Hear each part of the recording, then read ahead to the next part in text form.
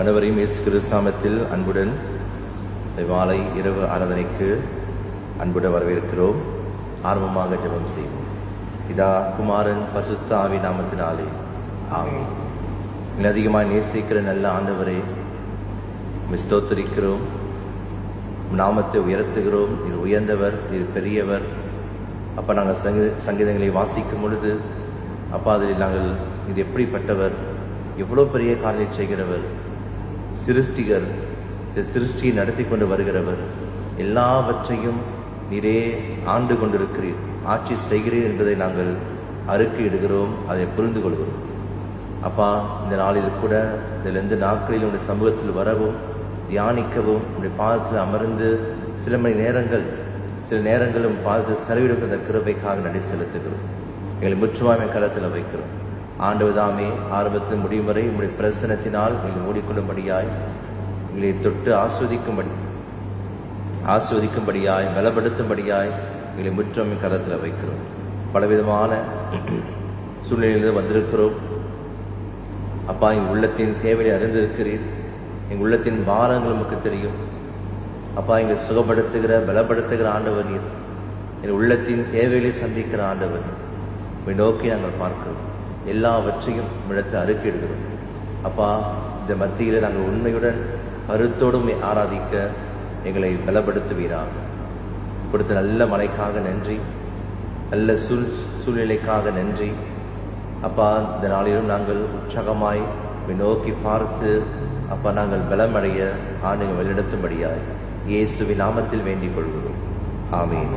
நாம் எழுந்து நின்று பக்கம் 20 நேசரே உம் திரு பாதம் அமர்ந்தேன் என்ற பாடலை பாடுவோம். பக்கம் 20 நேசரே உம் திரு பாதம் அமர்ந்தேன். நேசரே உம் திரு பாதம் அமர்ந்தேன், நிம்மதி நிம்மதியே. நேசரே உம் திரு பாதம் அமர்ந்தேன், நிம்மதி நிம்மதியே. ஆர்வமுடனே பாடி துதிப்பே, ஆனந்தம் ஆனந்தமே. ஆர்வமுடனே பாடி துதிப்பே, ஆனந்தம் ஆனந்தமே. அடைக்கலமே அதிசயமே, ஆராதனை ஆராதனை. அடைக்கலமே அதிசயமே, ஆராதனை ஆராதனை. உம்வல்ல செயல்கள் நினைத்து நினைத்து உள்ளமே பொங்குதையா. உம்வல்ல செயல்கள் நினைத்து நினைத்து உள்ளமே பொங்குதையா. நல்லவரே நன்மை செய்தவரே, நன்றி நன்றி ஐயா. நல்லவரே நன்மை செய்தவரே, நன்றி நன்றி ஐயா. வல்லவரே நல்லவரே, ஆராதனை ஆராதனை.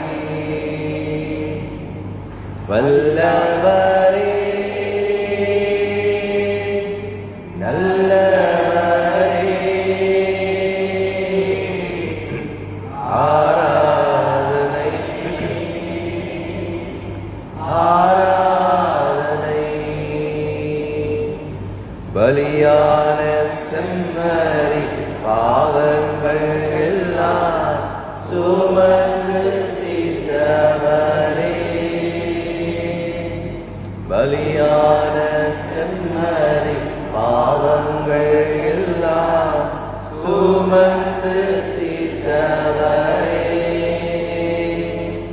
பரிசுத்த ரத்தம் எனக்காகவோ பாக்கியம் பாக்கியமே, பரிசுத்த ரத்தம் எனக்காகவோ பாக்கியம் பாக்கியமே, பரிசுத்தரே படைத்தவரே ஆராதனை ஆராதனை, பரிசுத்தரே படைத்தவரே ஆராதனை ஆராதனை. எத்தனை இல்லங்கள் என் வாழ்வில் வந்தாலும் உம்மை மீறியே ஐயா, எத்தனை இல்லங்கள் என் வாழ்வில் வந்தாலும் உம்மை மீறியே ஐயா, ரத்தமே சிந்தி சாட்சியாய் வாழ்வே நிச்சயம் நிச்சயமே, ரத்தமே சிந்தி சாட்சியாய் வாழ்வே நிச்சயம் நிச்சயமே, ரட்சகரே இயேசுநாதா ஆராதனை ஆராதனை, ரட்சகரே இயேசுநாதா ஆராதனை ஆராதனை. பக்கம் 2 எடுத்துக்கொள்ளுங்கள். ஜெபப்புத்தகத்தில் கர்த்தர் உங்களோடு இருப்பாராக. ஜெபம் செய்வோம். சபை அமரலாம், உலகப்படியிடலாம். இயேசு வனாந்தரத்திலே உபவாசித்தும் ஜெபித்தும் பிதாவின் சித்தத்தை நாடுகிறார். கர்த்தாவே, நாங்கள் உம்மோடு வருகிறோம், எங்களை உம்மோடு வைத்துக் கொள்ளும். தேவனுக்கு கேட்கும் பலிகள் நொறுகுண்ட ஆவிதான், நொறுகுண்டதும் நறுகுண்டதுமான இருதயத்தை நீர் புறக்கணியீர். கர்த்தாவே, எங்களுக்கு இறங்கும், நாங்கள் பாவிகள். 3ஆம் பகுதி ஜெபத்தை நாம் சேர்ந்து ஜெபிப்போம். எல்லா இருதயங்களையும் எல்லா விருப்பங்களையும் எல்லா ரகசியங்களையும் அறிந்திருக்கிற சர்வ வல்லமையுள்ள தேவனே, நாங்கள் தேவனிடத்தில் பரிபூரணமாய் அன்பு கூறவும் உமது பரிசுத்த நாமத்தை உத்தமமாக மகிமைப்படுத்தவும் எங்கள் கர்த்தராகிய இயேசு கிறிஸ்து நிமித்தம் உமது பரிசுத்த ஆவியின் ஏவுதலால் எங்கள் இதயத்தின் சிந்தனைகளை சுத்தம் பண்ணியருளும். ஆமீன். 10 கட்டளைகள். நமது ஆண்டவராகிய இயேசு கிறிஸ்து கூறியதாவது: நீங்கள் என்னில் அன்பு கூர்ந்தால் என் கட்டளைகளை கை கொள்ளுங்கள். கடவுளுடைய வார்த்தைகளை கேட்டு அவைகளை கை கொள்ளுவதிலே பாக்கியவான்கள். ஆகவே கடவுள் ஜனத்திற்கு கொடுத்த கட்டளைகளை கேட்டு அவற்றை இருதயத்தில் கொள்ளுங்கள். உன் தேவனாய் கர்த்தர் நானே, என்னை அன்றி உனக்கு வேறே தேவர்கள் உண்டாகியிருக்க வேண்டாம். நீ உன் தேவனாய் கர்த்தரிடத்தில் உன் முழு இருதயத்தோடும் உன் முழு பலத்தோடும் அன்பு கூறுவாயாக. ஆமேன். ஆண்டவரே, எங்களுக்கு இறங்கும். நீ உனக்கு எவ்விதமான விக்கிரகத்தையும் உண்டாக்க வேண்டாம். கடவுள் ஆவியாகவே இருக்கிறார். அவரை தொழுது கொள்கிறவர்கள் ஆவியோடும் உண்மையோடும் அவரை தொழுது கொள்ள வேண்டும். ஆமேன். ஆண்டவரே, எங்களுக்கு இறங்கும். நீ உன் தேவனாய் கர்த்தருடைய நாமத்தை வீணிலே வழங்காதிருப்பாயாக. நீ பக்தி வினயத்தோடு ஆராதிப்பாயாக. நீ உன் ஆண்டுடைய நாளை நினைவு கூர்ந்து அதை பரிசுத்தமாய் ஆசரிப்பாயாக. கிறிஸ்து மரித்தெழுந்து எழுந்தார். பூமி குருவில் அல்ல, மேலானவிலேயே நாடுங்கள். ஆமென். ஆண்டவரே, எங்களுக்கு இறங்கும். நீ உன் தகப்பனையும் உன் தாயும் கனம் பண்ணுவாயாக. கடவுளுடைய பணிவிடக்காரராய் ஜீவியுங்கள். எல்லாரையும் கனம் பண்ணுங்கள். சகோதர ஐக்கியத்தை விரும்புங்கள். ஆமேன். ஆண்டவரே, எங்களுக்கு இறங்கும். கொலை செய்யாதிருப்பாயாக. உன்னுடைய சகோதரனுக்கு விரோதமாக கோபத்தை வளர்க்காதிருப்பாயாக. தீமையை நன்மையினால் வெல்லு. ஆமேன். ஆண்டவரே எங்களுக்கு இரங்கும். விபச்சாரம் செய்யாதிருப்பாயாக. உங்களுடைய சரீரம் பரிசுத்த ஆவியின் ஆலயம் என்று அறியுங்கள். ஆமேன். ஆண்டவரே எங்களுக்கு இரங்கும். களவச் செய்யாதிருப்பாயாக. நீங்கள் நேர்மையுடன் வேலை செய்து தேவைப்படுகளுக்கு உதவுங்கள். ஆமேன். ஆண்டவரே எங்களுக்கு இரங்கும். பொய் சாட்சி சொல்லாதிருப்பாயாக. யாவரும் உண்மையை பேச கடவர். ஆமேன். ஆண்டவரே எங்களுக்கு இரங்கும். பிற பொருளை இச்சியாதிருப்பாயாக. இயேசு சொன்ன வார்த்தை நினைவு கூறுங்கள். வாங்குவதை பார்க்கிலும் கொடுப்பதே பாக்கியம். உன்னை போல் உன் சகோதரனை நேசி, அதுவே நியாய பிரமாணத்தை நிறைவேற்றுவதாகும். ஆமேன். ஆண்டவரே எங்களுக்கு இரங்கும். கிழக்கு பகுதியில் ஒவ்வொரு வாக்கியத்தையும் 3 முறை சொல்லுவோம். கர்த்தாவே எங்களுக்கு இரங்கும். கர்த்தாவே எங்களுக்கு இரங்கும். கர்த்தாவே எங்களுக்கு இரங்கும். கிறிஸ்துவே எங்களுக்கு இரங்கும். கிறிஸ்துவே எங்களுக்கு இரங்கும். கிறிஸ்துவே எங்களுக்கு இரங்கும். கர்த்தாவே எங்களுக்கு இரங்கும். கர்த்தாவே எங்களுக்கு இரங்கும். கர்த்தாவே எங்களுக்கு இரங்கும். 2 கால சுருக்க ஜெபம் நாம் செஞ்சபிப்போம். சர்வ வல்லமுள்ள நித்திய பராபரனே, தேவரீர் கிறிஸ்துவில் ஒன்றையும் பகையாதவரும் தங்கள் பாவங்கள் நிமித்தம் மனஸ்தாபப்படுகிற யாவருக்கும் மன்னிக்கிறவருமாயிருக்கிறீர். எங்களுடைய பாவங்களை குறித்து நாங்கள் துக்கித்து புலம்பி எங்களிரு பாக்கியத்தை அறிக்கையிட்டு சம்பூர்ண இரக்கமுள்ள தேவரிடத்தில் குறைவற்ற பாவ விமோசனத்தையும் மன்னிப்பையும் பெறத்தக்கதாக எங்களுக்குள்ளே நொறுகுண்ட புதிதான இருதயத்தை சிருஷ்டிக்க வேண்டும் என்று எங்கள் கர்த்தராகிய இயேசு கிறிஸ்து மூலமாய் வேண்டிக் கொள்கிறோம். ஆமேன். இந்த வாரத்துக்கான சுருக்க ஜெபம் கடைசி பக்கத்தில் இருக்கிறது. இந்த காலத்தில் 1ஆம் ஞாயிற்றுக்குரிய சுருக்க ஜெபம் லென்ட் 1 செஞ்சபிப்போம். எல்லாம் வல்ல கடவுளே, திருக்குமாரனாகிய இயேசு கிறிஸ்து வனாந்தரத்தில் 40 நாட்களாய் உபவாசித்து எங்களைப் போல சோதிக்கப்பட்டும் பாவம் செய்யாமல் இருந்தாரே. உமது ஆவிக்கு கீழ்ப்படியத்தக்கதாக எங்கள் வாழ்க்கையை நாங்கள் ஒழுங்கு பண்ணி நீர் எங்கள் பலவீனத்தை அறிவது போல இரட்சிக்கும் உமது வல்லமையை நாங்கள் அறியவும் கிருபை தந்துள்ள வேண்டும் என்று எங்கள் ஆண்டவராக இயேசு கிறிஸ்துவை முன்னிட்டு வேண்டிக் கொள்கிறோம். ஆமென். சபை அமருங்கள். வேத பாடம் வாசிப்போம். சங்கீதம் 94. சங்கீதம் 94 இதை நாம் மாறி மாறி வாசிப்போம். நம்ம உட்காந்தே வாசிக்கலாம். சங்கீதம் 94 இதை மாறி மாறி வாசிப்போம். சங்கீதம் 94, Psalm 94. நீதியை சரி கட்டுகிற தேவனாகி கர்த்தாவே, நீதியை சரி கட்டுகிற தேவனே பிரகாசியும். நியாயாதிபதியே, நீ எழுந்து பெருமைக்காரருக்கு பதிலளி. கர்த்தாவே, துர்மார்க்கர் எதுவரைக்கும் மகிழ்ந்து துர்மார்க்கர் எதுவரைக்கும் களி கூர்ந்திருப்பார்கள்? எதுவரைக்கும் அக்கிரமக்காரர் யாவரும் வாயாடி கடினமாய் பேசி பெருமை பாராட்டுவார்கள்? கர்த்தாவே, அவர்கள் உமது ஜனத்தை நொறுக்கி உமது சுதந்திரத்தை ஒடுக்குகிறார்கள். விதவையையும் பரதேசியையும் கொண்டு கிட்ட பிள்ளைகளை கொலை செய்து கர்த்தர் பாரார், யாக்கோப்பின் தேவன் கவனியார் என்று சொல்லுகிறார்கள். ஜனத்தில் மிருகமனம் உள்ளவர்களே உணர்வடையுங்கள். முடரே எப்பொழுது புத்திமான்கள் ஆவீர்கள். காதை உண்டாக்கினவர் கேளாரோ? கண்ணை உருவாக்கினவர் காணாரோ? காதைகளை கண்டிக்கிறவர் கடிந்து கொள்வாரோ? மனுஷனை அறிவை போதிக்கிறவர் அறியாரோ? மனுஷனுடைய யோசனைகள் வீண் என்று கர்த்தர் அறிந்திருக்கிறார். அவை மார்க்கனுக்கு குறிவெட்டப்படும் வரைக்கும் தீங்கு நாட்களில் அமைந்திருக்க பண்ணி சிச்சித்து உம்முடைய வேதத்தை கொண்டு போதிக்கிற மனுஷன் பாக்கியவான்.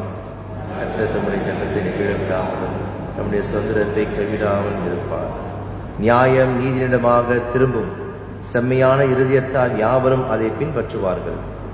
மாக்களுக்கு விரோதமாய் பட்சத்தில் இருப்பவன் யார்? கர்த்தர் எனக்கு துணையாயிராவிட்டால் என் ஆத்துமா சீக்கிரமாய் மௌனத்தில் வாசம் பண்ணியிருக்கும். சொல்லும் பொழுது தாங்குகிறது. என் உள்ளத்தில் விசாரங்கள் பெருகுகையில் உம்முடைய ஆறுதல்கள் என் ஆத்துமாவை தேற்றுகிறது. தீமையை கற்றலினால் பிறப்பிக்கிற கொடுங்கோலாசனம் உமக்கு சிந்திருக்குமோ? அவர்கள் நீதிமானுடைய ஆத்மாவுக்கு விரோதமாய் கூட்டம் கூடி குற்றமில்லாத இரத்தத்தை குற்றப்படுத்துகிறார்கள். இருக்கிற கண்மணியுமாக இருக்கிறார். அவர்களுடைய அக்கிரமத்தை அவர்கள் மேல் திருப்பி அவருடைய பொல்லாப்பு நிமித்தம் அவர்களே சங்கரிப்பார். நம்முடைய தேவனாய கர்த்தரே அவர்களே சங்கரிப்பார்.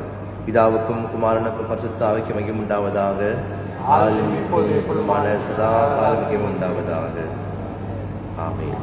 ஜெபம் செய்வோம். எங்கள் நேசிக்கிற நல்ல ஆண்டவரே, உங்களுடைய வார்த்தையை நாங்கள் அறிந்து கொள்ளவும், விசேஷமாக சங்கீத பாடல்களை நாங்கள் படிக்கும் பொழுது ஆண்டவர் தாமே எங்களுக்கு போதிக்கும்படியாக ஜெபிக்கிறோம்.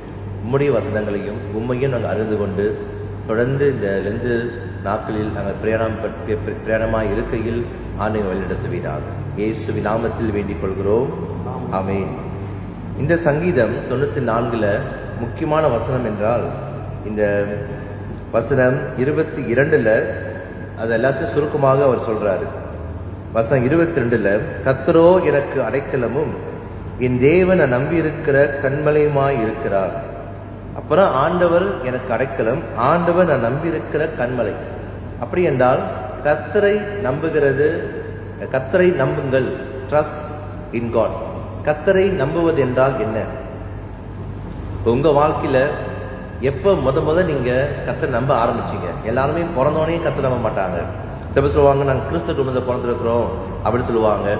ஆனாலும் ஏதோ ஒரு கட்டத்துல நம்ம ஆண்டவரை நம்ப ஆரம்பிச்சிருக்கோம். ஏதோ ஒரு காலகட்டத்தில் ஏதோ ஒரு சூழ்நிலையில அப்பதான் நம்ம ஆண்டவர் இருக்கிறாரு, ஆண்டவர் என் ஜெபத்தை கேட்கிறாரு, ஆண்டவர் எனக்கு நன்மையான செய்யறாரு, ஆண்டவர் என் கூட இருக்கிறாரு, நான் ஆண்டவர் நம்புறேன் அப்படின்னு சொல்ற ஒரு தருணம், ஒரு ஒரு சூழ்நிலை நம்ம வாழ்க்கையில அமைந்திருக்கும். சில பேருக்கு ஒரு சீக்கு வரும் பொழுது அந்த ஆண்டவரை நம்பி ஜெபித்து நன்மையான பெற்றுக்கொண்டிருப்பாங்க. சில பேர் ஸ்கூல் பரீட்சை, சின்ன வயசுல ஸ்கூல் பரீட்சை எழுதும் பொழுது ஒரு ப்ரே பண்ணி நல்ல மார்க் எடுத்துட்டாங்கன்னா உடனே ஆண்டவரை ஜெபத்தை கேட்டுட்டாரு அப்படின்னு சொல்லுவாங்க. இல்ல ஸ்கூல் போகும் பொழுது அல்லது வேலைக்கு போகும் பொழுது நம்முடைய வாகனம் நின்று போச்சு, உடனே ஒரு ப்ரே பண்றீங்க, ஆண்டவரே காடி நின்று போச்சு, சைக்கிள் பஞ்சர் ஆயிடுச்சு, இல்ல மோட்டர் நின்று போச்சு, உதவி செய்யுங்க. ஏதோ ஒரு உதவி வருது, உடனே நம்ம சொல்லுவோம் ஆண்டவரை ஜெபத்தை கேட்டிருக்காரு, உடனே ஆண்டவர் நம்புறோம்ல. அப்ப அந்த நம்புகிற சூழ்நிலை எப்போ உங்களுக்கு உண்டானுச்சு? எப்போ முத ஆண்டவர் நம்பினீங்க? எப்போ முத உங்க மனசால சொன்னீங்க ஆண்டவர் ஜெபத்தை கேட்டிருக்கிறாரு, நான் நம்புறேன், ஆண்டவர் உண்மையா இருக்கிறாரு, ஆண்டவர் உண்மையா என் வாழ்க்கையில என்னமோ செய்யறாரு, என் வாழ்க்கையில அவர் நடந்து வராரு. அதுதான் இந்த சங்கீதக்காரன் அறிந்து கொள்கிறார். சங்கீதக்காரன் எப்படி அறிந்து கொள்கிறார்? நம்ம நல்ல நேரத்தில் அறிந்து கொள்கிறோம்ல.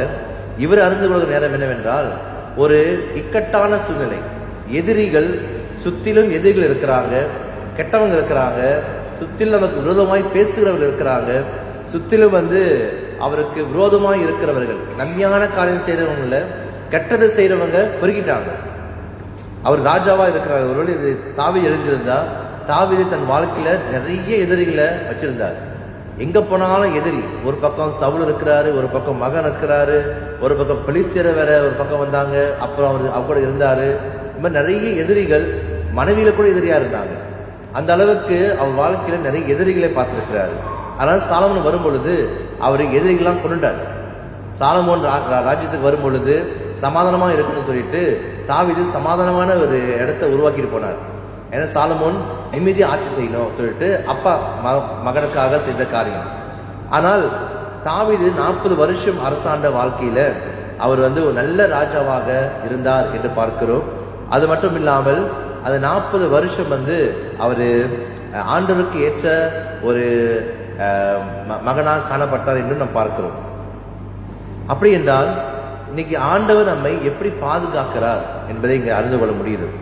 அப்படின்னா ஒரு இக்கட்டான சூழ்நிலை, ஒரு மோசமான சூழ்நிலை, நமக்கு ஒரு பயத்தை உண்டாக்குற சூழ்நிலை, எதிரிகள் சொல்லும் பொழுது கண்ணில் பார்க்கிற எதிரி இருக்கிறாங்க, கண்ணில் பார்க்காத எதிரி இருக்கிறாங்க, நமக்கு தெரிந்தவங்க எதிரி இருக்கிறாங்க, தெரியாத எதிரி. அப்படின்னா சரீர பிரகாரமான எதிரி இருக்கிறாங்க, ஆவியில் இருக்கிற எதிரிகள் இருக்கிறாங்க. மாம்சம் கூட ஒரு எதிரியா மாறுகிறது. அனைவரையில பாவங்கள் எதிரியா மாறுகிறது, உலகம் எதிரியா மாறுகிறது. கண்ணுக்கு தெரிஞ்சவங்க ஒரு பக்கம் இருக்காங்க, தெரியாம நம்ம பேசுறவங்க இருக்கிறாங்க பாருங்க. தெரியாம நம்மளுக்கு குழி வெட்டுறவங்களா இருப்பாங்க, குழியா நமக்கு தெரியாம தவறு நம்ம பத்தி தப்பா பேசுறவங்க இருக்கிறாங்க. இது தெரியாத எதிரி. அப்ப எல்லா எதிரிகளின் மத்தியில ஆண்டு நம்மை பாதுகாக்கிறார் என்று பார்க்கிறோம். அது மட்டும் இல்லாமல் ஆண்டவர் இந்த சங்கீதம் நமக்கு ஒரு ஞாபகார்த்தமான ஒரு சங்கீதமாக வருகிறது. ஆண்டவருடைய கட்டளை எப்படிப்பட்டது, ஆண்டவர் எப்படிப்பட்டவர், ஆண்டவர் எப்படி அவர் ஜனங்களை காத்து நடத்துகிறார், ஆண்டவர் எப்படி அதை நம் வாழ்க்கையை ஒரு வளர்ச்சி அடைய சந்தோஷ வாழ்க்கையை கொடுக்கிறார் என்று நாங்கள் பார்க்கிறோம். முதலாவதாக நம்ம இதில் பார்க்கிற காரியம் என்னவென்றால் கர்த்தருடைய பாதுகாப்பு. ஆண்டவர் நம்மை பாதுகாக்கிறார், அவருடைய ஜனத்தை அவர் பாதுகாக்கிறார். எதிலிருந்து பாதுகாக்கிறார்னா நம்ம விழுந்து விடாதபடி அவர் பாதுகாக்கிறார். கெட்டவங்க மத்தியில நீங்க விழுந்து விடாதபடிக்கு என் கால் சறுக்கும் போது அப்படி அவர் சொல்றாரு பாருங்க, வசனம் 18, என் கால் சறுக்குகிறது என்று நான் சொல்லும் பொழுது கர்த்தாவே உங்கள் கிருபை என்னை தாங்குகிறது. ஆண்டவரே நான் கீழே உழுற மாதிரி இருக்கிறேன் அப்படின்னு சொல்லும் பொழுது உடனே ஆண்டவர் அப்படியே தாங்கிடுறார்.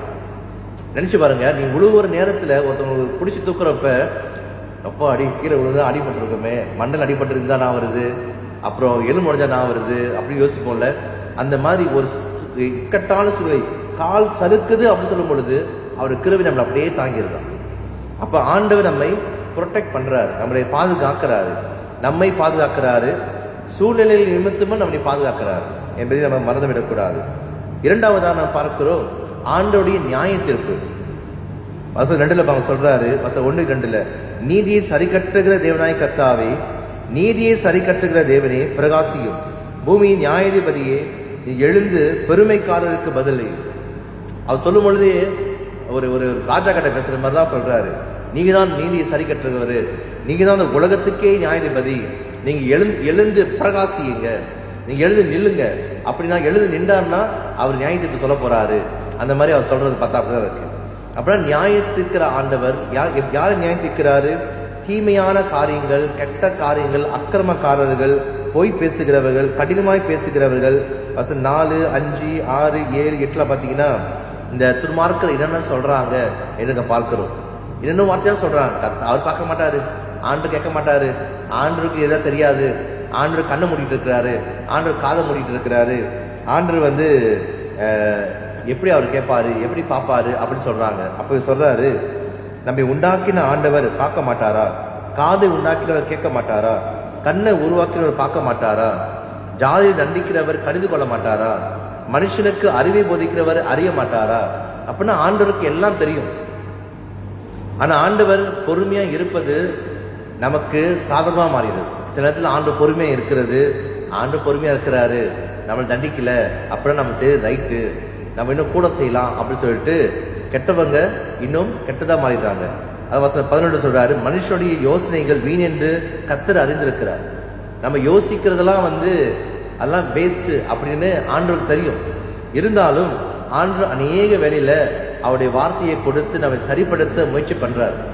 எவ்வளோ வார்த்தையை கொடுத்தாரு. பழைய ஏற்பாடுல இருந்து புதிய ஏற்பாடுக்கு பார்க்கும் பொழுது பழைய ஏற்பாடுல நிறைய வார்த்தைகள், ஆண்டு வார்த்தை உண்டானது, ஆண்டு வார்த்தை இப்படி, ஆண்டு வார்த்தை ஆண்டு விளம்பினதாவது, ஆண்டு அதுக்கு பிரியோத்தரமாக ஆண்டவர் சொன்னாரு, ஆண்டு மோசையோடு பேசுறாரு, அப்புறம் எரேமியாவுக்கு இது சொன்னாரு, எசேக்கியேலுக்கு சொன்னாரு, ஏசாயாவுக்கு இது சொன்னாரு, தீர்க்கதரிசனம் உரைத்ததாவது, இதெல்லாம் ஆண்டோட வார்த்தை. நினைச்சு பாருங்க, ஆண்டவர் எவ்வளோ பேசியிருக்கிறாரு. ஆனா ஜனங்கள் கேட்டு கேட்காம போயிட்டாங்க. அப்பதான் ஆண்டவர் சொன்னாரு, நான் சொல்றதை கேட்டு நடந்தா ஆசீர்வாதத்தை பெற்றுக்கொள்வீங்க, நான் சொல்றது நீங்க கேட்காம இருந்துட்டீங்கன்னா சாபத்தை பெற்றுக்கொள்வீங்க சொல்லிட்டாரு. இன்னைக்கு அநேகர் நம்ம என்ன செய்யறாங்கன்னா, ஆண்டு வார்த்தை கேட்கறாங்க, ஆண்டு வார்த்தை நம்ம கேட்க முடியாது, சொல்லவே முடியாது. வேதத்தை படிக்கிறவங்க பைபிள் படிக்கிறோம் சொல்லும் பொழுது ஆண்டு வார்த்தையை நம்ம கேட்கிறோம், ஆண்டு கூட பேசுறாரு. ஆண்டு வார்த்தை கேட்டு அது நடக்காத பொழுது நியாயத்திற்கு வருவதை பார்க்கிறோம். புதிய ஏற்பாடுல அந்த வார்த்தையே மாம்சமாகி, அப்படின்னா பழைய ஏற்பாடுல பேசிக்கிட்டே இருந்த ஆண்டவர் புதிய ஏற்பாடுல இயேசு மட்டும் தான் பேசினார், அது யாரும் அவர் பேசவே இல்லை. அவர் பேசுனதெல்லாம் இயேசு கிட்ட மட்டும் ஒரு 2 வாட்டி 3 வாட்டி பேசினார், அவ்வளவுதான். மற்றதெல்லாம் இயேசுவான தான் பேச ஆரம்பிச்சிட்டார். அப்ப இயேசுவானவர் வார்த்தையாகவே நமக்குள்ள வந்துட்டார். இப்ப வார்த்தை வெளியே இல்ல, நமக்குள்ள இருக்கு. இப்ப ஆண்டு நமக்கு உள்ள இருக்கிறாரு, நம்ம வழிநடத்துக்கு ஆண்டு உள்ள இருக்கிறாரு. அப்படின்னா நியாய தீர்ப்பு நாள்ல ஆண்டு அதிகமா கேட்கலாம். பழைய ஏற்பாடுல வெளியே வச்ச வார்த்தையை பெற்றுக்கொள்ள ஜனங்கள் அதை கீழ்ப்படியாம போனாங்க. புதிய ஏற்பாடுல எல்லாவற்றையும் செய்து முடித்து சொல்றாரு, நீ ஒன்னும் செய்யாத, நான் எல்லாம் செஞ்சு முடிச்சிட்டேன், என்னை விசுவாசி, என் வார்த்தை ஏற்றுக்கொள்ளு, அதை பின்பற்று, எனக்கு ஏற்ற ஒரு வாழ்க்கையை வாழு. என்னை பிடித்துக்கொள் அப்படின்னு சொல்றாரு. நம்ம ஒன்றும் செய்ய வேண்டாம், இப்போ போய் நீங்க பழைய படப்படி எதுவும் செய்ய வேண்டாம். அப்ப ஆண்டோடைய அன்பை நமக்கு பார்க்கிறோம். நியாயத்தீர்ப்பு இருந்த நாட்கள், நியாயத்தீர்ப்பு நாட்கள் வருகிறது, அதே வேளை ஆண்டுடைய அன்பு வருவதை பார்க்கிறோம். இன்னைக்கு ஆண்டு மேல அவ்வளவு அன்பா இருக்கிறாரு. அவர் அன்பா இருக்கிறதுனாலதான் இயேசு உலகத்துக்கு அனுப்புறாரு. ஆண்டு இவ்வளவாய் அன்பு கூர்ந்தார். எவ்வளவு அன்பை நம்ம எங்க பார்க்கிறோம்? சிலுவையில பார்க்கிறோம். இயேசு பார்க்கும் பொழுது பிதாவுடைய அன்பை நம்ம புரிந்து கொள்கிறோம். சிலுவையில பார்க்கும் பொழுது இவ்வளவு ஒருத்தர் அன்பு காட்ட முடியுமா, இந்த அளவுக்கு அன்பு உலகத்து மேல வைக்க முடியுமா அப்படின்னா அது அவர் செய்து காட்டினார். சொல்லி காட்டல, செய்து காட்டினார். இன்னைக்கு ஆண்டவர் நம்முடைய உள்ளங்களை அவர் லகுப்படுத்துறார், சமாதானத்தை கொடுக்கிறார். இன்னைக்கு அநேகர் சொல்ற வார்த்தை என்னவென்றால், ஆண்டவரே என் இருதயத்துல சமாதானமே இல்லை, என் வாழ்க்கையில சமாதானமே இல்லை அப்படி சொல்லும் பொழுது நீங்க மறந்துடாதீங்க, ஆண்டவர் நம்ம மேல அன்பா இருக்கிறாரு. அன்பா இருக்கிற ஆண்டவர் நம்முடைய இருதயங்களை அவர் சாந்தப்படுத்துறார். வசனம் 12-13 படிக்கும் பொழுது, கர்த்தாவே துன்மார்க்கனுக்கு குழி வெட்டப்படும் வரைக்கும் நீ தீங்கு நாட்களில் அமர்ந்திருக்க பண்ணி சிட்சித்து உம்முடைய வேதத்தை கொண்டு போதிக்கிற மனுஷன் பாக்கியவான். கர்த்தர் தம்முடைய ஜனத்தை நெகிழ விடாமலும் தம்முடைய சுதந்திரத்தை கைவிடாமல் இருப்பார். அப்புறம் ஆண்டவர் என்ன செய்றாரு? நம்மை கைவிடாமல் இருக்கிறாரு. நம்மளை நம்மள அன்பா இருக்கிறாரு. நம்ம எவ்வளவுதான் தவறு பண்ணாலும், எவ்வளவுதான் மோசமா போனாலும் மன்னிக்கிற ஆண்டவர் எப்பொழுதுமே மன்னிக்க ஆயத்தமா இருக்கிறார். நம்ம தான் அவர்கிட்ட பாவத்தை அறிக்கையிட்டு மனம் திரும்புவதற்கு நம்ம எப்பொழுதுமே வர வேண்டும். ஆண்டவர் நம்ம இருதயத்துல ஒரு சமாதானத்தை கொடுக்கிறார். இன்னைக்கு அந்த சமாதானம் நமக்கு சீக்கிரமாக வருகிறது. ஆண்டவர் சமாதானத்தை கொடுத்து பலப்படுத்துகிறார் என்று நம்ம இங்க பார்க்கிறோம். அடுத்ததாக இன்னைக்கு ஆண்டவர் நம்மை இந்த இடத்துல படிக்கும் பொழுது அவர் நம்மை வழிநடத்துகிறார். அவருடைய ஜனத்தை வழிநடத்துகிறார். எங்க போனோம், என்ன செய்யணும் அப்படி என்று ஆண்டவர் நம்மை வழிநடத்துகிறாரை காணப்படுகிறார். அவருடைய ஜனங்களை அவர் வழிநடத்துகிறார். நம்ம என்னென்ன முடிவு எடுக்க வேண்டும், துன்மார்க்கர் மத்தியில, கெட்டவங்க மத்தியில நாம் எப்படி ஆண்டவருக்கு ஏற்ற ஒரு பிள்ளையாக இருக்க வேண்டும் என்று அவர் நம்ம இடத்துல அவர் வழி நடத்துகிறார் என்று பார்க்கிறோம். வசனம் 19, என் உள்ளத்தில் விசாரங்கள் பெருகைகள், உம்முடைய ஆறுதல்கள் என் ஆத்மாவை தேற்றுகிறது. அப்புறம் வசனம் 20-21, தீமையை கட்டளையினால் பிறப்பிக்கிற கொடுங்கோலாசனம் உமக்கு இசைந்திருக்குமோ? அவர் நீதிமானுடைய ஆத்மா விரோதமாய் கூட்டம் கூடி குற்றமில்லாதத்தை குற்றப்படுத்துகிறார்கள். கர்த்தரோ எனக்கு அடைக்கலமும் என் தேவனை நம்பியிருக்க கண்மலையுமாய் இருக்கிறார். அப்ப ஆண்டவர் என்ன செய்யறாரு? நமக்கு கண்மலையாக இருந்து நம்மை வழிநடத்துகிறவராக காணப்படுகிறார். அவர் அவருடைய ஜனங்களை வழிநடத்துகிறார். பழைய ஏற்பாடும் வழிநடத்தினாரு, புதிய ஏற்பாடு வழிநடத்துகிறார். இன்று தேவ புத்திரர்கள், பரிசுத்த ஆவியால் நடத்தப்படுகிறவர்கள் தேவபுத்திரர் எனப்படுவார்கள் என்று சொல்கிறது. அப்புறம் பரிசுத்த ஆவி மூலமாக நம்ம வழி நடத்துறாரு. எங்க செல்லணும், என்ன பேசணும், எப்படி வாழணும் அப்படி என்று ஆனால் நம்ம கைட் பண்ணிட்டே தான் இருக்கிறாரு, கைட் பண்றாரு. நம்ம தான் அந்த கைட்னஸ் எடுத்துக்கொள்றது, வழிகாட்டுறதை எடுத்துக்கொள்றது இல்லை. அவர் வழி காட்டுறாரு. இங்க போகாத, இதை பண்ணாத, இது செய்யாத, இப்படி வாழு அப்படின்னு நமக்குள்ள ஆண்டவர் உணர்த்துகிறார், சொல்லிக் கொடுக்கிறாரு. வசனங்கள் மூலியமா பேசுறாரு, எவ்வளவோ மக்கள் மூலியமா பேசுறாரு. நாம் ஆண்ட வார்த்தையை சீரியஸா எடுத்துக்கொள்ளாமல், ஆவினர் பேசுகிற வார்த்தையை சீரியஸா எடுத்துக்கொள்ளாமல் நம்ம இஷ்ட போல வாழ ஆரம்பிச்சோம். அந்த இடத்துல ஆண்டுடைய வழிநடத்தல் இல்லாமலே போயிடுது. ஆண்டு எவ்வளவோ சொல்றாரு, இந்த வழியில போகாது சொல்லும் பொழுது நமக்கு அந்த வழிதான் பிடிச்சிருக்கு, இந்த முடிவு தான் பிடிச்சிருக்கு, இதுதான் எனக்கு வீணும் அப்படி என்று நம்ம தான் சூஸ் பண்றோம். இன்னைக்கு ஆண்டவர் மோசேயை சொல்லும் பொழுது அவர் சொல்றாரு, உன் முன்னுக்கு நான் 2 வழியை வைக்கிறேன், நீ சூஸ் பண்ணு. ஜீவனு போற வழி வேணுமா, மரணத்து போற வழி வேணுமா? ஜீவன் போறது ஆசீர்வாதம், மரணத்து போறது சாபம். அப்ப இன்னைக்கு ஆண்டவர் தான் நமக்கு சாய்ஸ், ஆண்டவர் நமக்கு முடிவெடுக்கிற உரிமை கொடுத்திருக்கிறார்.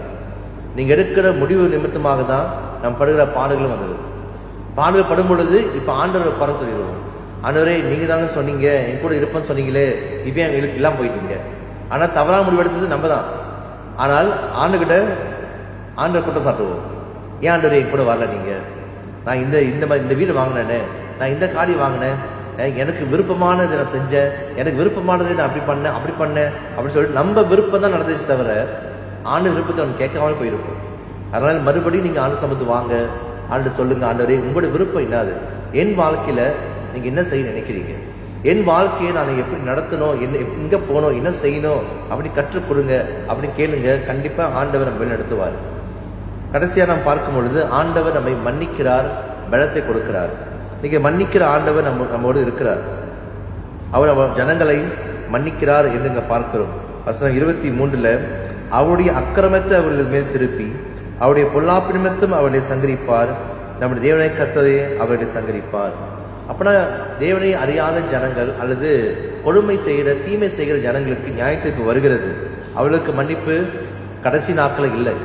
ஆனால் தேவனை அறிந்து தேவனை பிடித்து கொண்டு வாழ்கிற ஜனங்களுக்கு ஆண்டு மன்னிப்பு கொடுக்கிறார். அப்படின்னா நீ கிறிஸ்துவுக்குள் வாழும் பொழுது நமக்கு ஒரு பாவ மன்னிப்பு இருக்கிறது என்பதை புரிந்து கொள்ள வேண்டும். மன்னிக்கிற ஆண்டவர் நம்ம இருக்கிறார். அவர் பாவத்தை மன்னிக்கிறார் சொல்லும் பொழுது நம்ம இன்னும் அதிக ஜாக்கிரதையா இருக்கிறோம். மன்னிக்கிற அதே ஆண்டவர், அன்பா இருக்கிற அதே ஆண்டவர், அவர் நீதியை சரி கட்டுகிற ஆண்டவர், நியாயம் தீர்க்கிற ஆண்டவர், தண்டிக்கிற ஆண்டவர் என்று மறந்துவிடக்கூடாது. ஒரு பக்கம் அன்பா இருக்கிறார்னா இன்னொரு பக்கம் அவரு சிச்சிக்கிற ஆண்டவர், இன்னொரு பக்கம் அவர் தண்டிக்கிற ஆண்டவர் மறந்துக்கூடாது. நீதியை செய்கிற ஆண்டவர், அவர் நீதி உள்ள ஆண்டவர் நீங்க சொன்னீங்கன்னா அது நம்மை சத்துதான். ஆண்டவரே அவனுக்கு நீதி சரி கட்டுங்க, அவன் பொய் சொல்லிட்டான், அவனு நாக்கை வெட்டி போடுங்க, அவன் என்னை பத்தி தப்பா பேசிட்டான், அவன் வாயை அடைச்சு போடுங்க அப்படின்னு சொன்னீங்கன்னா நாளைக்கு நான் பேசும் பொழுதும் அது எனக்கு நடக்க வாய்ப்பு இருக்கு. ஏன்னா நீதி சரி கட்டுற ஆண்டவர் சொல்லிட்டீங்கன்னா அங்க நீதி சரி கட்டுற ஆண்டவர் தான் எனக்கும் நீதி சரி கட்டுவார். அப்படின்னா எனக்கு மட்டும் அவர் பட்சபாதம் பார்க்கணும், அவங்கள பட்சபாதம் பார்க்க கூடாது அப்படின்னு சொன்னா என்ன நியாயம்? அப்படின்னா நீங்க நம்ம நீதி உள்ள ஆண்டவர் சொல்லிட்டீங்கன்னா நியாயபதி சொன்னா நியாயத்தை அவர் விசாரிக்கிறவர், நீதியை அவர் வழங்குகிறவர், தராசரை வச்சு அவர் பார்த்து தான் முடிவெடுப்பார். அப்ப அவரு நீதியை சரியாய் சொல்ற ஆண்டவர் என்றால் இன்னைக்கு ஆண்டவர் அவரில் நியாயத்திருப்பார், என்னை நியாயத்திருப்பார், எல்லாரும் நியாயத்திருப்பார். கிறிஸ்தவங்களை நியாயத்திருக்க மாட்டாரு, கிறிஸ்தவங்கெல்லாம் ஆண்டவர் மன்னிச்சிடுவாரு அப்படிலாம் இல்லை. தவறு செய்யும் பொழுது, நம்ம பாவத்தை அறிக்கிடாத பொழுது, மன திரும்பாத வாழ்க்கை வாழும் பொழுது அங்க நியாயத்திற்கு வருகிறது. ஆனால் இயேசுக்குள்ள வருகிற வாழ்க்கையில அங்க நீதிமானான மாறுகிறது. இயேசுக்குள்ள வந்த பிற்பாடு நமக்கு நீதியுள்ள வாழ்க்கை வருகிறது.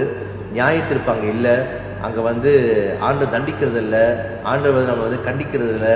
ஏன்னா கிறிஸ்துவுக்குள் வாழ்கிற வாழ்க்கை ஒரு ஆசீர்வாத வாழ்க்கை. கிறிஸ்துவுக்கு வாழும் பொழுது பாவமன்னிப்பு பெற்ற வாழ்க்கை, ஆண்டுக்குள் வாழ்கிற வாழ்க்கை, அவரை சார்ந்து வாழ்ற வாழ்க்கை, அவர் வேத வசனங்களை பிடித்துக் கொண்டு வாழ்ற வாழ்க்கை, இதை தான் ஆண்டவர் இயேசுவான் கொடுக்க வந்தார். இந்த இயேசு பிடித்துக் கொள்ளும் பொழுது நமக்கு ஒரு பலத்தை கொடுக்கிறார். கிறிஸ்துவுக்குள்ள ஒரு புது பலன், கிறிஸ்துவுக்குள்ள ஒரு புது வாழ்க்கை, கிறிஸ்துவுக்குள் நித்திய ஜீவன், கிறிஸ்துவுக்குள்ள ஆண்டோடு வாழ்கிற வாழ்க்கை கொடுக்கிறார். அப்ப இந்த நாள் நாம் என்ன நம்ம கற்றுக்கொள்கிறோம் இந்த சங்கீதத்தில் என்றால், முதலாவதாக நாம் தேவனை நம்ப வேண்டும், முழுமையாக நம்ப வேண்டும். 100% அப்படி சொல்லுவாங்கல்ல, 100% நம்ம எப்படி ஆண்டை நம்புகிறோம்? எந்தெந்த சூழ்நிலையில் ஆண்டை நம்புறீங்க, எந்தெந்த சூழ்நிலையில் நீங்க ஆண்டை நம்பாம போயிடுறீங்க? சில நேரத்தில் ஆண்டை நம்புறோம், சில நேரத்தில் ஆண்டவரே உங்களால் முடியும், ஆண்டவரே நீ கண்டிப்பா செய்வீங்க, தேவனால எல்லாம் கூடும், மனுஷனால கூடாது இதுதான், தேவனால எல்லாம் கூடும், உங்களால முடியும் அப்படின்னு சொல்லிட்டு சொல்லுவோம். சில நேரத்தில் என்னால முடியும் அப்படின்னு சொல்லிட்டு ஆண்டு கை குறுகி போயிடுச்சு, ஆண்டு உதவி செய்ய மாட்டாரு, ஆண்டு கைவிட்டுட்டாரு அப்படின்னு நம்மால் போயிடும். நல்ல நேரங்களில் ஆண்டு நம்புகிற நாம் ஒரு கெட்ட நேரம் வரும் பொழுது நம்ம கேள்வி கேட்டு நம்பாம போற வாய்ப்பு இருக்கு. அதனால நம்ம ஆண்டவரை எப்படி நம்புகிறோம், எந்த சூழலில் நம்புகிறோம் என்று ஆழ்ந்து பார்க்க வேண்டும். இரண்டாவதாக நாம் ஜனங்கள் ஆண்டு கூட நெருங்கி வரும் பொழுது நாம் அறிவாளிகளாய் மாறணும். அறிவாளினா ஞானமுள்ளவர்களாய் மாறணும். கிறிஸ்துவுக்குள்ள தேவனுக்குள்ள நம்ம ஞானமுள்ளவர்களாய் நடந்து கொள்ள வேண்டும். எந்தெந்த நேரத்தில் என்னென்ன காரியம் செய்யணும், ஆண்டோடு எப்படி பேசணும், எப்படி ப்ரே பண்ணணும், வாழ்க்கை எப்படி நடத்தணும், ஆண்டு வார்த்தையை பிடித்துக்கொண்டு நடக்கும் பொழுது கர்த்தருக்கு பயப்படுறது ஞானத்தின் ஆரம்பம். அப்ப கர்த்தருக்கு பயந்து வாழ்ற வாழ்க்கை, தேவனுக்கு பிரியமான ஒரு வாழ்க்கையை வாழும் பொழுது ஆண்டவர் ஞானத்தால் நிரப்புகிறார். அப்போ அவருடைய ஜனங்கள் ஞானவானாய் மாறுகிறாங்க. தேவன் வார்த்தையை படிக்க படிக்க கிறிஸ்துவுக்குள் வாழ வாழ நம்முடைய வாழ்க்கை ஒரு விஸ்டமான வயசாக மாறுகிறது. நம்முடைய வாழ்க்கை ஞானமுள்ள வாழ்க்கையா மாறுகிறது. இன்னைக்கு நாம் தேவனை நம்பும் பொழுது நம்முடைய பயத்தெல்லாம் வச்சிருங்க அவர் மேல. என்னென்ன பயம் இருக்கும் உங்களுக்கு? வருஷம் ஆரம்பிச்சு இதனால வந்தாச்சு, சில நேரத்தில் சில பயங்கள் இன்னும் தொடர்ச்சியா வந்துகிட்டே இருக்கலாம். ஒரு பயம் வரும் பொழுது மனசு அப்படியே படபடபட அடிக்குது இல்ல, பயம் வந்துடுது. சில நேரத்தில் சில பயங்கள் வருகிறது. சில பேருக்கு நிறைய பயம் வருது, நிறைய பயம் இருக்கு. எந்த பயம் சொல்ல தெரியல, நிறைய பயம் இருக்கு, எதை கொடுத்தாலும் பயம் இருக்கு. யாரும் நம்ம பார்த்துட்டே இருக்கிறாங்க, சில பேர் பயப்படுறாங்க. யாரோ என்னை பார்த்துட்டே என்னை ஃபாலோ பண்ணிட்டே வராங்க, யாரோ என்னை ஃபாலோ பண்றாங்க, என்னை பார்த்துட்டே இருக்கிறாங்க. வீட்டுக்கு போறப்ப, வீட்டு வெளியே வரப்ப, நான் மோட்டரில் போறப்ப, காட்டில் போறப்ப, வேலைக்கு போறப்ப வரப்ப என்னை யாரோ ஃபாலோ பண்ற மாதிரியே இருக்கு அப்படின்னு பயப்படுறவங்க இருக்கிறாங்க. அதெல்லாம் ஒரு பிரமைக்குள்ள போயிருது. அப்ப அந்த மாதிரி பயங்கள், நிறைய பயங்கள் மக்கள் வாழ்க்கையில வந்து வந்து ஆண்டு நம்புறது அப்படியே குறைஞ்சிருது. ஆண்டு நம்புகிறவர்கள் ஆண்டு தைரியமா நிற்பாங்க. ஆண்டு நம்பாதவங்க தான் அவங்க பயப்படுவாங்க. இன்னைக்கு பயம், அதெல்லாம் பயம் வந்து கெட்டது நினைக்காதீங்க. அந்த பயத்தை ஆண்டு வச்சிருக்கு. ஆனால் எனக்கு பயமா இருக்கு, நான் கூட சொல்றேன், எனக்கு தைரியத்தை கொடுங்க, பலமுள்ள ஆவியை கொடுங்க. பயமுள்ள ஆவி இல்ல, பலமுள்ள ஆவி, தைரியமுள்ள ஆவியை கொடுங்க. உங்களுடைய பரிசுத்த ஆவியை என்னை பலப்படுத்தணும். எனக்கு இந்த பயம்லாம் அப்பப்போ வந்துடுது, இந்த பயமெல்லாம் வருது, எனக்கு இது குறித்துலாம் பயம் இருக்கு, மனசுக்குள்ள நிறைய விதமான கேள்விகள் இருக்கு.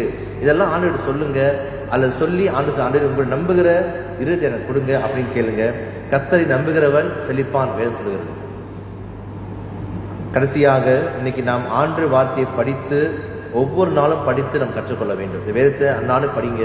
இதுல இருந்து நாட்கள்ல அதிகமாய் படித்து ஆண்டு நமக்கு வாழ்க்கை என்ன சொல்றாரு, பைபிள்ல ஆண்டு என்ன சொல்லி இருக்கிறாரு, இது மூலமா நம்ம என்ன கற்றுக்கொள்கிறோம். ஒவ்வொரு வார்த்தையும் ஜீவனோட வார்த்தை, ஒவ்வொரு வார்த்தையில ஆண்டு பேசுறாரு, ஒவ்வொரு வசனங்களும் இன்னும் பேசுகிறது. அப்படின்னா இந்த வார்த்தை நம்ம அதிகமாய் படிக்க படிக்க படிக்க நம்ம வாழ்க்கையில் ஆண்டவர் பெரிய காரியம் செய்வார். உங்களுக்கு பயமா இருக்கா, பைபிள் படிங்க. அந்த காலத்துல வந்து இந்த பைபிள் பின்னாலாம் வச்சிருப்பாங்க, இந்த சூழ்நிலையில இந்த வசனம் படிக்கணும் அப்படின்னு. பயப்படும் பொழுது இதை படிங்க, கவலைப்படும் போது இதை படிங்க. இங்கிலீஷ்ல சில பைபிள் இருக்கும் பின்னால, அது மாதிரி நீங்க போய் தேடி பாருங்க. அந்த சூழ்நிலைக்கு ஏற்ற வசனங்களா இருக்கிறது. கஷ்டமா இருக்கிற இடத்துல வசனம் படிங்க, சங்கீதங்களை படிங்க. படித்து தியானித்து ஆண்டு பலத்தை கெடுங்க. ஆண்டு எனக்கு பலத்தை கொடுங்க, எனக்கு அழுகையா வருது, எதுக்கு அழுகிறோம் எனக்கே தரல, பைபிள் படிங்க. எனக்கு கோபமா வருது, எதுக்கு கோபப்படுறோம் எனக்கே தரல, பைபிள் படிங்க. ஆண்டு பேசுங்க, ஆண்டு சொல்லுங்க எல்லாத்தையும். ஆண்டு எனக்கு என்னென்னமோ தோணுது, கெட்ட கெட்ட எண்ணெல்லாம் தோணுது, அது தவறான முடிவு எடுத்துருவனும் பயமா இருக்கு, ஆண்டு வார்த்தை படித்து கேளுங்க. ஆண்டவரே என்னை வழி நடத்துங்க. ஒவ்வொரு நேரத்திலும் நீங்க ஆண்டவரை பிடித்துக் கொள்ளுங்கள், அந்த ஆண்டவர் உங்களை பிடித்துக் கொள்வார். ஜெபம் செய்யுங்க.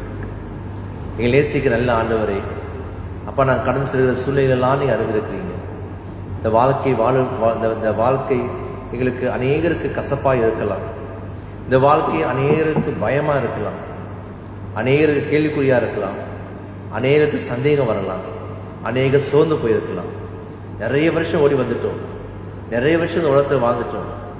பலவிதமான சோதனைகள், வேதனைகள், கவலைகள், பிரச்சனைகள், கண்ணீர்கள், போராட்டங்கள்,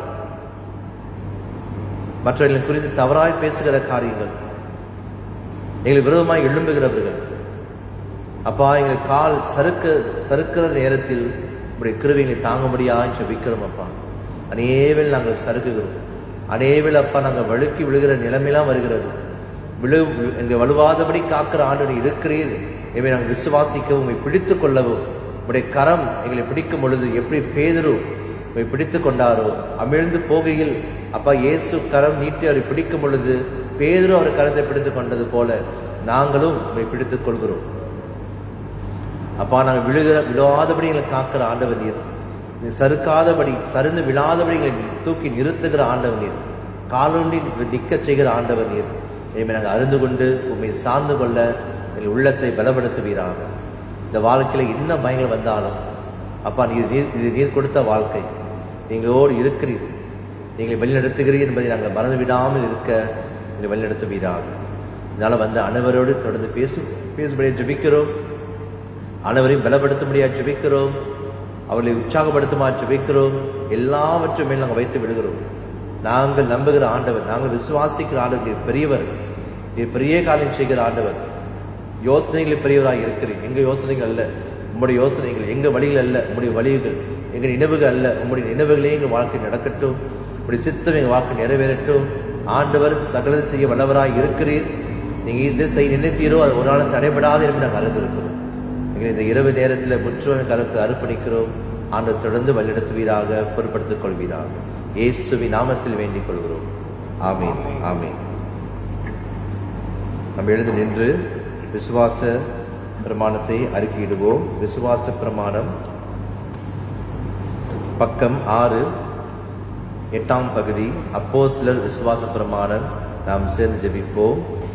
வானத்தையும் பூமியையும் படைத்த வல்லமையுள்ள பிதாவாகிய தேவனை விசுவாசிக்கின்றேன். அவருடைய ஒரே குமாரனாக நம் நாதர் இயேசு கிறிஸ்து விசுவாசிக்கின்றேன்.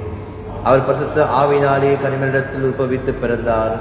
பொந்து பிலாத்தின் காலத்தில் பாடுபட்டு சிலுவில் அறையுண்டு மரித்து அடக்கம் பண்ணப்பட்டு பாதாளத்தில் இறங்கினார். 3ஆம் நாள் உயிர்த்தெழுந்து எழுந்தருளினார். பரமண்டத்துக்கு ஏறி சர வளமுள்ள பிதாவாகிய தேவனுடைய வலது பாசத்தை வீற்றிருக்கிறார். அவ்விடத்தில் இருந்து உயிரோரையும் மருத்துவரும் நியாயத்துக்கு வருவார். பசுத்த ஆவியும் விசுவாசிக்கின்றேன்.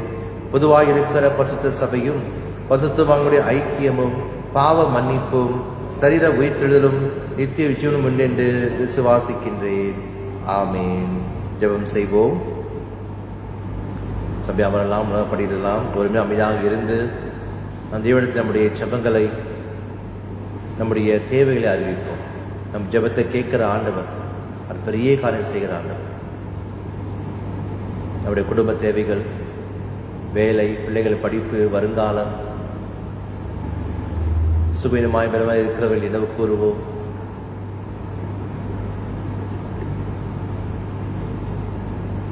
யாருக்கான ஜெபம் தேவைப்படுகிறதோ அவர் தேவனை தெரியப்படுத்துவோம்.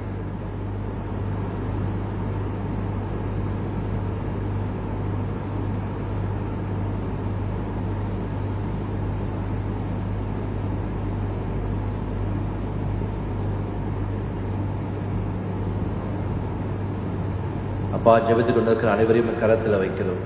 ஒவ்வொரு ஜெபங்களையும் நீர் கேட்கிறீர் என விசுவாசிக்கிறோம்.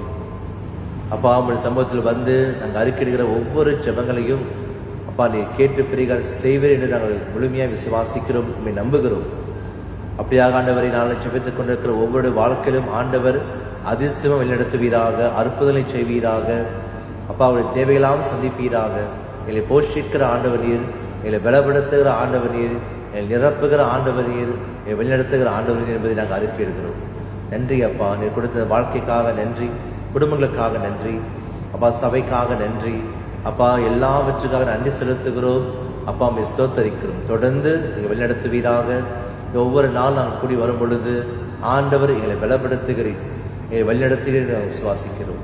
தொடர்ந்து ஆண்டவரே இந்த நாட்களை எங்களை தொடர்ந்து பொருட்படுத்திக் கொள்வீராக. அதிகமாக நாங்கள் கிட்டி சேரவும், அதிகமாக தேடவும். விஷயமாக எங்கள் சபையில் இருக்கிற அனைவரையும் ஆசீர்வதியும். அவருடைய குடும்பங்களை பொருட்படுத்திக் கொள்ளுங்க. வேலை செய்கிறவர்கள், படிக்கிற பிள்ளைகள், வீட்டில் இருக்கிறவர்கள், பெரியவர்கள், சிறிய பிள்ளைகள், வெளியே செல்கிறவர்கள், பிரயாணத்தில் இருக்கிறவர்கள், பல விதமான வேலையை செய்து கொண்டிருக்கிற அனைவரையும் கரத்தில் வைக்கிறோம்.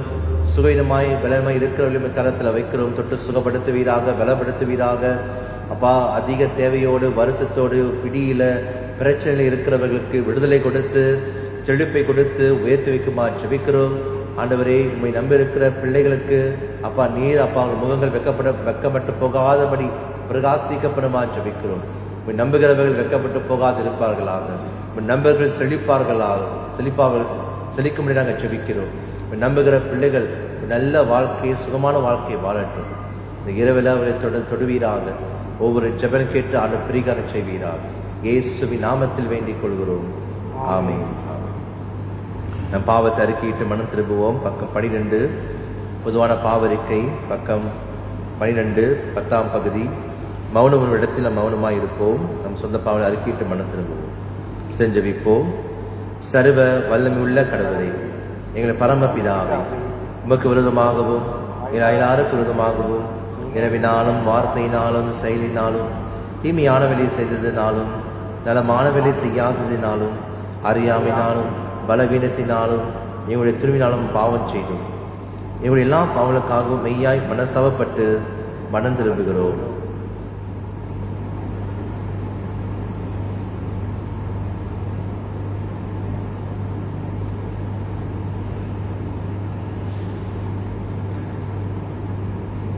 தொடர்ந்து எங்களுக்காக மரித்த உம்முடைய குமாரன் இயேசு கிறிஸ்துவின் மூலம் இவருடைய கடந்த கால பாவத்தை மன்னித்து உம்முடைய நாம மகிமைக்காக நாங்கள் புது வாழ்க்கையை சேவிக்க அனுகிரகித்தருளும்.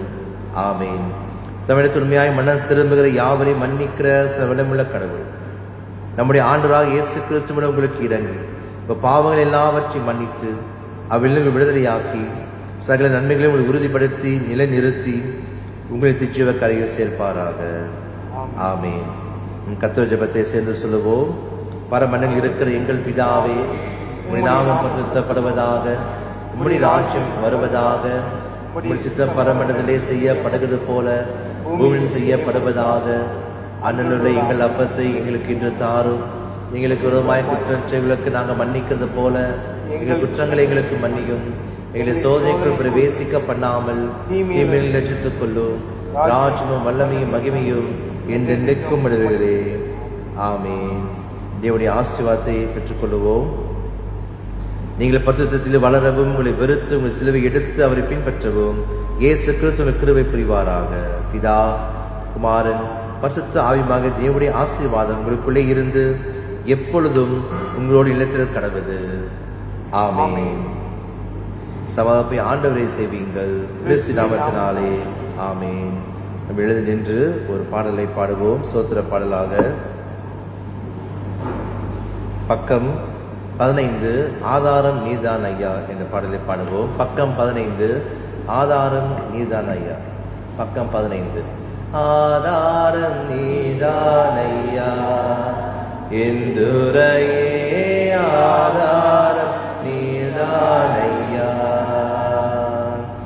ஆதாரம் நீதான் ஐயா எந்துரையே ஆதாரம் ஐயா. சூதாமுலகில் நான் தேதால் மயங்கையில் சூதா உலகில் நான் செய்தால் மயங்கையில் ஆதாரம் நீதான் ஐயா எந்துரையே ஆதாரம் நீதான் ஐயா. மாதா பிதாவென்னை தேதாய் மதிக்கையில் மாதா பிதாவென்னை தேதாய் மதிக்கையில் மற்றோர்க்கு பற்றேரையா எளியன் மேல் மற்றோர்க்கு பற்றேரையா. எளியனுக்கு ஆதாரம் நீதானையா இந்துரையே ஆதாரம் நையா.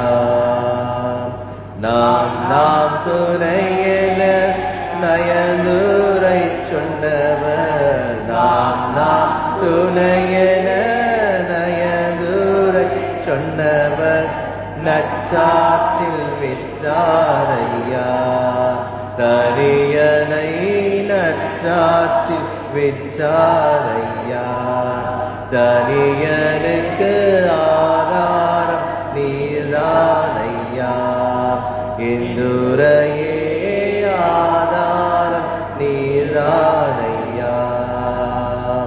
கற்றோர் பெருமையே மற்றோர் அருமையே கற்றோர் பெருமையே மற்றோர் அருமையே வற்றா கிருபை நதியே என்பதே வற்றா கிருபை நதியே என்பதே ஆதாரம் நீதானையா இந்துரையே ஆதாரம்.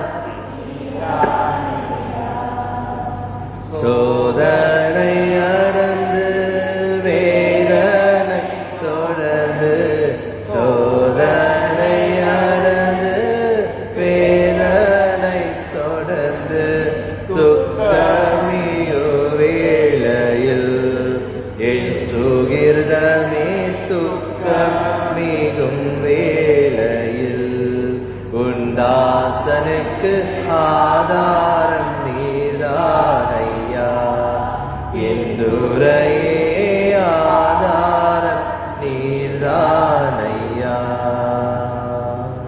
ஜெபம் செய்வோம்.